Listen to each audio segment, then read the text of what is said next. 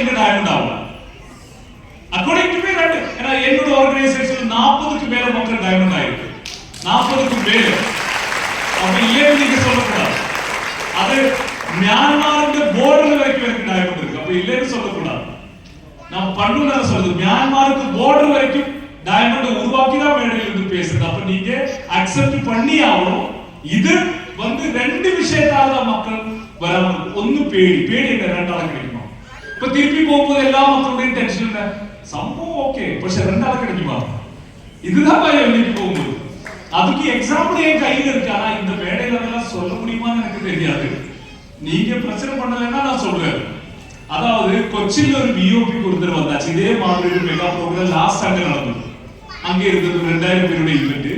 அங்க வந்து மீட்டிங் முடிச்சு போன ஒரு ஆள் வந்து யோசிக்கிறது ஒண்ணு மட்டும் தான். நல்ல பிசினஸ் டயமண்ட் ஆகலாம், லைஃப்ல ஜெயிக்கலாம், டிராவல் பண்ணலாம், கோடிஷன் ஆகலாம். ஆனா ரெண்டால கிடைக்குமா?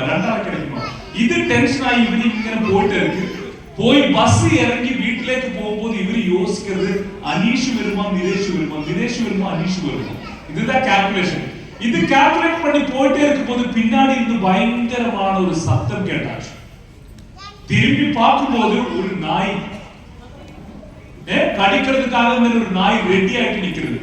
இவ என்ன பண்ணியாச்சு, ஒரு கல் எடுத்து தூக்கி வீசியாச்சு. நாய் வந்து இறங்கி ஓடியாச்சு. எங்கே தலைமை யோசிக்கிறது தெரியுமா, அனீஷ் வருமா, சுரேஷ் வருமா, அனீஷ் வருமா. இவரை பொறுத்த வரைக்கும் ஏ பி வந்தா டைமண்ட் ஆகும்.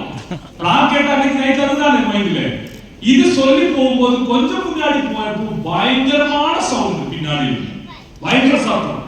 திருப்பி பார்க்கும்போது ஒரு 10-15 நாய். அந்த நாய் 10-15 நாய் கூட்டிட்டு வந்திருக்கு.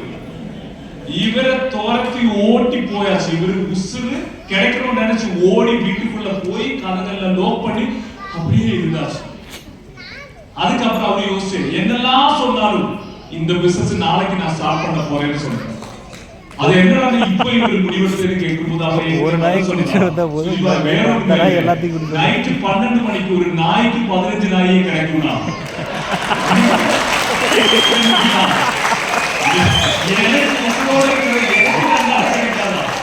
அப்படி நீங்க அது வேற அர்த்தத்தில் எடுக்க கூடாது. நமக்கு ஆள கிடைக்கும், அவ்வளவுதான். நான் சொன்னதுக்கு அர்த்தம் நமக்கு ஆள கிடைக்கும். அப்படி எடுத்தா போதும். அப்போ நம்ம பேடி போயாச்சு, ஆள கிடைக்கும். அதுல டவுட் இல்லை. ஒண்ணும் தெரியாது. எனக்கு தமிழ்நாட்டில் இவ்வளவு கூட்டம் இருந்தா உங்களுக்கு எத்தனை பேர்? 8.5 கோடி மக்கள் இருக்கிற ஊரு தான் இது. நான் ஆல் இந்தியா பிசினஸ் பண்ற ஒரு ஆள் தான்.